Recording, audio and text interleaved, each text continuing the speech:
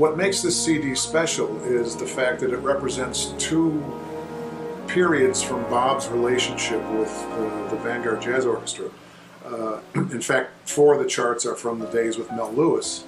When he first came back on the scene, he had been off the scene, not really doing much for several years.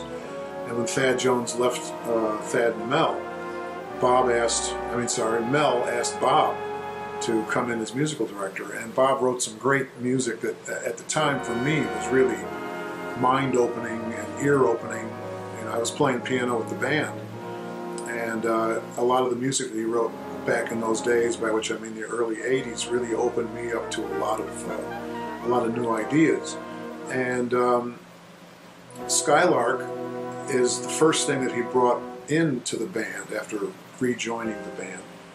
And I remember him saying to me, well, if this doesn't work, I guess I'm not going to do anymore. And of course, it's a classic arrangement. And he brought in parts, he had copied the parts in pencil by hand, and it was a beautiful arrangement. And so to revisit that now, with both Dick and the band having more than 30 years under our collective belt, is really interesting to hear how that developed. And then the other 3 pieces from Mel's days are things that we had played but never recorded. So just to revisit that music, it brought me back to those days, the way it used to feel to be coming into the Vanguard every Monday and playing this new music with Mel and the guys in the band.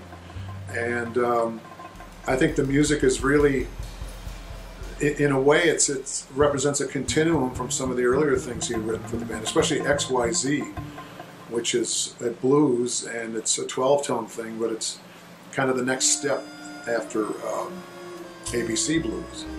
And so the music, in a way, took me back to those days, but it was also interesting to hear how fresh it still sounds.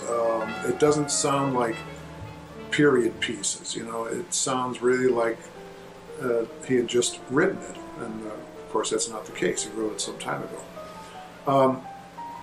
Then the other half of the album, of course, is the new material that he had written for the band, and it reflects more of his musical thinking, especially after he started to work in Europe a lot with his own band, the New Art Ensemble, and represents his own evolution in terms of especially form and the relationship of the soloist to the band. And these pieces, they tend to start somewhere and then they go, and they don't repeat. You don't open them up for solos, for choruses, you know. And the band is always in there with the soloist, and the band and soloist have a very organic relationship together. So I think this album, besides the quality of the writing of all the pieces, it also serves to show how Bob himself evolved from the time that he was writing for Mel Lewis. And I know for myself, as with a lot of Bob's later big band writing, the piano part is very detailed. There's a lot of notes to play, and I think my own head was so much into trying to learn the notes, I wasn't really listening to the whole picture. It wasn't until we were in the studio listening to playbacks, and I had the feeling that the whole band felt this way. It was like the lights were starting to go on and everyone was saying, wow, this is really some amazing music.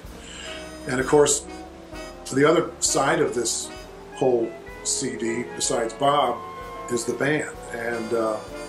And just working with the band, it's always like a family reunion. We all get together, we have a very good relationship with everybody among the band members.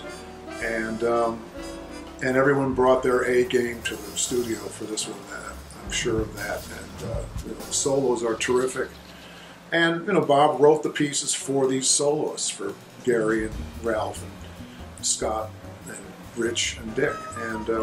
And you can really tell that he really took care to construct things around them that would spur them on and really work with them well.